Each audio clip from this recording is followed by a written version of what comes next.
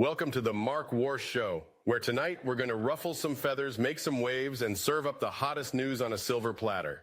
Prepare to dive into the border wall controversy with a chief who's not sitting on the fence, and buckle up for an eyebrow-raising high school assignment that's steamier than a sauna full of sumo wrestlers. Don't go anywhere, as we'll also untangle the web of a journalist's accidental firing and explore Joe Rogan's take on our founding father's genius, which might just make you appreciate your freedom to tune into this show even more. So grab your popcorn and get ready for a roller coaster of a ride. This is the Warsh Show, where we put the real in unreal.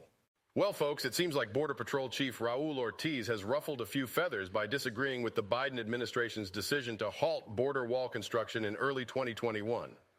Ortiz, speaking at a Homeland Security Committee hearing in McAllen, Texas, held firm that the infrastructure would help agents do their job.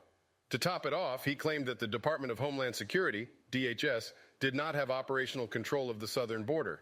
You might say he's not sitting on the fence about this issue. It's not the first time Ortiz has made such a claim. He told lawmakers in a separate hearing that DHS lacked operational control of the southern border and that parts of it were in crisis. Now, I'm not saying the administration is in over their heads, but it looks like they could use a helping hand or a few thousand miles of wall to keep things under control. Ortiz's remarks align with the concerns of many Republicans who believe that the Biden administration's immigration policies are leading to an increase in illegal border crossings. You could say they're accusing the administration of leaving the door wide open. Now, border security has always been a hot topic, and it's not a new issue. The U.S. government has spent billions of dollars on various initiatives aimed at securing the country's borders. We've seen the construction of border walls, the hiring of additional border patrol agents, and the deployment of surveillance technologies. Yet illegal border crossings continue to be a problem for the U.S. government.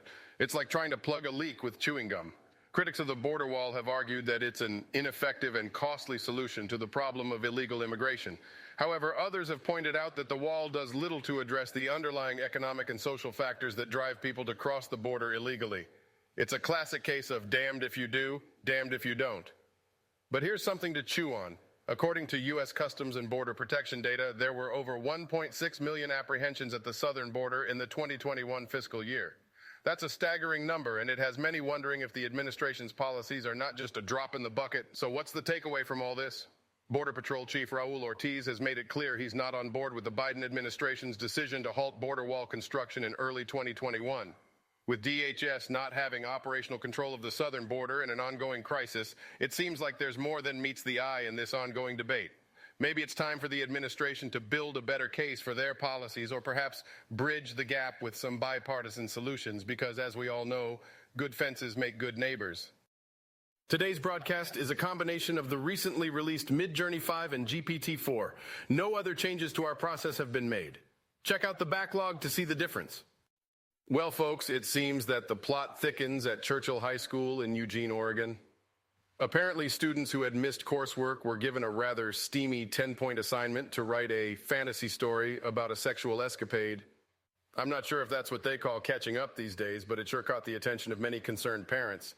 As the story goes, this assignment was distributed via the online learning management system Canvas. One might say that the teacher and sports coach responsible for this eyebrow-raising task may have canvassed for trouble with their controversial choice. Now, while some folks argue that discussing sexuality is essential for a healthy understanding of the subject, I must say there's a time and a place for everything. And I'm not convinced that asking high school students to write about their fantasies is quite the right approach. It's like giving teenagers a box of matches and telling them not to play with fire. Let's not forget that the age range of high school students varies, making this assignment all the more questionable. Parents have every right to be concerned about the potential consequences, as this could encourage sexually explicit behavior and even put students in harm's way. This isn't the first time we've seen such steamy assignments in schools. Over the years, similar cases have surfaced across the nation, each causing its fair share of controversy. It seems like an ongoing game of hot potato that nobody wants to take responsibility for. The whole ordeal at Churchill High School shines a light on the contentious issue of addressing sexual topics in high school classrooms. While there's merit in promoting healthy sexual behavior, a little discretion goes a long way. Schools and teachers ought to walk a fine line, taking into account the feelings of students and parents alike. But let's not get carried away with just one side of the story. It's worth considering that maybe these teachers had good intentions, albeit executed poorly. As the saying goes, the road to hell is paved with good intentions. In any case, the debate rages on. In this great country of ours, it's important to prioritize the best interests of our youth. After all, they're the future of America. And we need to make sure they're equipped with the right tools and knowledge, not just steamy assignments that could lead them astray. So let's hope that this incident serves as a lesson for schools everywhere. Sexual education is important, but let's keep it educational, folks. We don't need to be fanning the flames of teenage hormones. They're already burning hot enough. Well, folks, it seems like there's a storm brewing in the world of journalism. Axios reporter Ben Montgomery found himself in hot water after calling a news release from the Florida Department of Education featuring Governor Ron DeSantis propaganda. Now that's what I call putting the axe in Axios. Montgomery's email ruffled some feathers as it was a response to a news release about the DeSantis Education Initiative Roundtable, an event focused on education policy in Florida. But as they say, one man's propaganda is another man's press release. Despite the backlash, Axios wasn't playing around. They fired Montgomery with a spokesperson saying his behavior went against the company's principles of journalistic integrity and impartiality. You could say Montgomery's career went from Axios to Exios. Now, this incident has folks on social media chattering like a flock of birds about the role of journalists and the importance of impartiality in reporting. There are those who see Montgomery as the bad apple of journalism for violating journalistic standards, while others defend him, arguing that calling out propaganda is part of a journalist's job. 5, it's quite the conundrum, and it's stirring up more debate than a family dinner during the holidays. Let's take a closer look at the numbers, shall we? According to the Florida Department of Education, the state's graduation rate has steadily improved, reaching 90.1% in 2020 to 2021. 6, not too shabby. It seems like education in the Sunshine State is, well, shining. So one might wonder if Montgomery's propaganda claim holds water. On the other hand, critics of Governor DeSantis argue that his policies prioritize private and charter schools over public schools, with some even claiming that he's undermining public education. Senator, talk about a game of he said, she said. But let's not forget the immortal words of Thomas Jefferson. Our liberty depends on the freedom of the press, and that cannot be limited without being lost. Journalists must walk a fine line between holding the powerful accountable and being impartial. When that line is crossed, it's like trying to put toothpaste back in the tube, messy and nearly impossible. In any case, this incident has sparked quite the debate on the role of journalists and impartiality. Whether you're Team Montgomery or Team Axios, one thing is for sure, journalism is a high-stakes game, and sometimes the truth can be stranger than fiction. So the next time you read a news release or a journalist's report, remember that it's not always black and white. Sometimes there's more than meets the eye, and it's up yourself to discern fact from fiction and maybe even propaganda from press release. After all, as they say, the truth is out there, but it's up to us to find it. And with that, I'll leave you with this thought. In the game of journalism, it's not about whether you win or lose, but how you report the game. Ladies and gentlemen, it seems Joe Rogan, the popular podcaster and comedian, has stirred up quite the conversation on his show. He recently praised the Founding Fathers for their effing superior system that keeps tyranny and censorship at bay. Now, that's quite a statement to make, and it's got folks talking. Rogan goes on to explain that America's system of checks and balances is the reason why the country is far freer than any other nation on earth. Even though our freedom is slowly being chipped away at, well, I can't say I entirely disagree with the man. After all, the Founding Fathers had the foresight to create a system designed to combat tyranny and prevent our freedoms from being slowly eroded.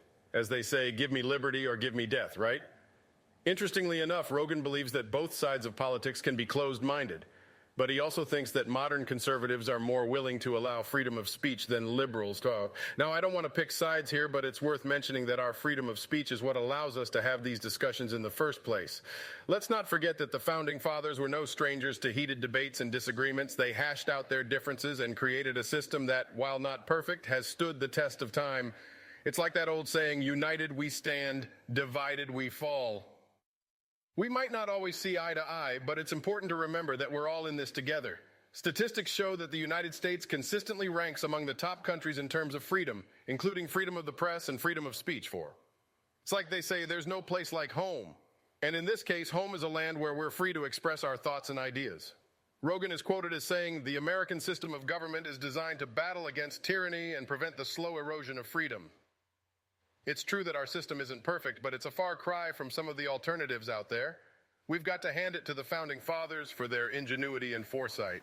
So while we may have our differences and our political landscape may seem like a roller coaster at times, let's remember the wise words of Joe Rogan and keep the faith in the system that our founding fathers so carefully crafted.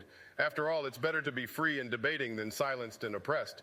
In a world full of twists and turns, it's good to know that we have a solid foundation to fall back on. As the saying goes, a house divided against itself cannot stand. So let's continue to work together to uphold the values that make this nation great. In conclusion, Joe Rogan's take on the American system of government might be controversial, but it's a conversation worth having. The Founding Fathers created a system that's weathered many storms, and it's up to us to ensure that it continues to stand tall. So, as we move forward, let's remember to appreciate our freedoms and fight to preserve them for generations to come. Ladies and gentlemen, as we wrap up another fantastic episode of The Warsh Show, I want to extend my heartfelt thanks to each and every one of you for spending your valuable time with us. It's you, our amazing audience, who truly make this show special. Remember, the conversation doesn't end here. I encourage you to connect with me on social media where we can keep the discussions going and share even more insights, laughs, and thought-provoking moments. If you enjoyed the show, and if I've earned it, please don't forget to hit that like button and subscribe to our channel. Your support means the world to us and helps us continue to bring you the stories that matter most. So until next time, stay curious, stay connected, and most importantly, stay true to yourself. This is Warsh, signing off and reminding you that together we can make a positive impact on the world around us. Take care and see you soon.